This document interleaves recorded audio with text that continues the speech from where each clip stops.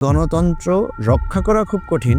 গণতন্ত্র কিন্তু আপনি চালু করে গেছেন, এটাই সারা জীবন চালু থাকবে তা কিন্তু না। কিন্তু 2009-এ এসে আওয়ামী লীগ যখন ক্ষমতায় আসলো, তারা কিন্তু আবার গণতন্ত্রটাকে স্বৈরতন্ত্রের দিকে নিয়ে গেছে।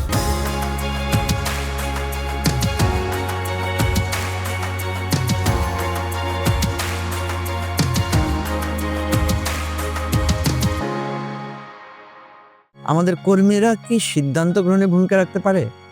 আমরা সেই জিনিসটা ওপেন রেখেছি। আমাদের দলের যখন নাম নির্ধারণ হচ্ছিল, তখন যিনি আমাদের দলের গঠনতন্ত্র টাইপ করছিলেন, উনি কিন্তু এই নামটা প্রস্তাব করেছেন। উনি কিন্তু আমাদের দলের একজন সাধারণ সমর্থক শ্রেণীর মানুষ ছিলেন।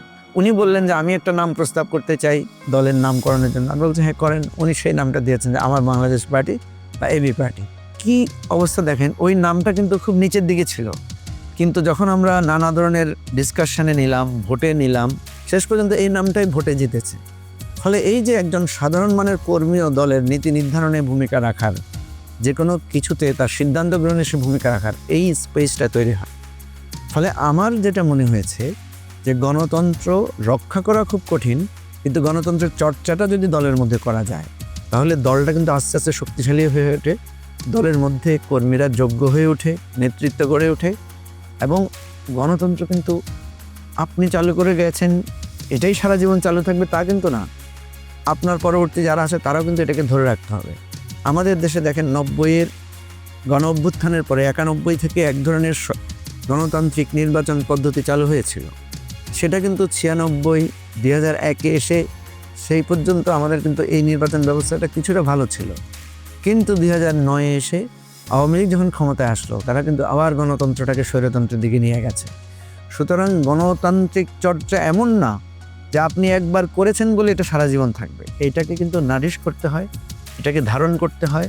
এবং এই গণতন্ত্রের চর্চার নানা ইকুইপমেন্টসগুলো, নানা ধরনের প্রসেস, নানা ধরনের অবস্থা আপনাকে রাখতে হবে।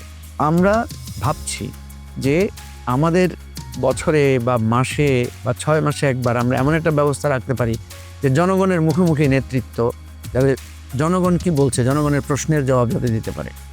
মাসে অন্তত 2 মাসে অন্তত এই ধরনের প্রসেস রাখা যেতে পারে যে কর্মীরা কি বলছে দল সম্পর্কে, কর্মীর মূল্যায়ন কি, সেটা গ্রহণ করার জন্য যাতে একটা ব্যবস্থা থাকে।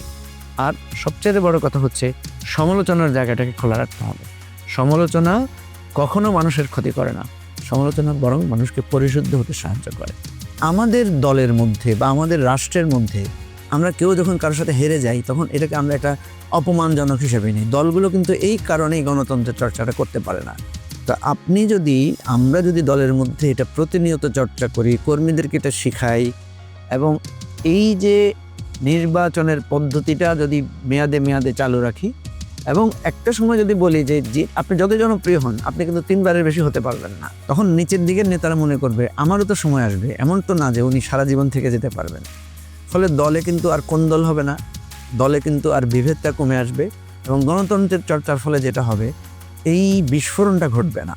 আপনারা যারা এই গণতান্ত্রিক রীতি তৈরি করতে চান, একটা গণতান্ত্রিক দল তৈরি করতে চান, দলটাকে গণতান্ত্রিকভাবে বেড়ে ওঠার জন্য আপনাদের অনেকের প্রত্যাশা আছে। আপনারা আসেন, আমাদের দলটাকে আমরা গণতান্ত্রিকভাবে তৈরি করি। গণতন্ত্র থেকে যাতে আমরা বিচ্যুত হয়ে না যাই। আমরা চাই আপনার মতো চিন্তাশীল মানুষ, গণতান্ত্রিক বোধ সম্পন্ন মানুষ এবি পার্টিতে যুক্ত হন। এবি পার্টি যদি আপনার মতো একজন গণতান্ত্রিক চেতনার মানুষকে পায়, তাহলে আমাদের এই গণতান্ত্রিক অভিযাত্রাটা শক্তিশালী হবে, অনেক সুন্দর হবে।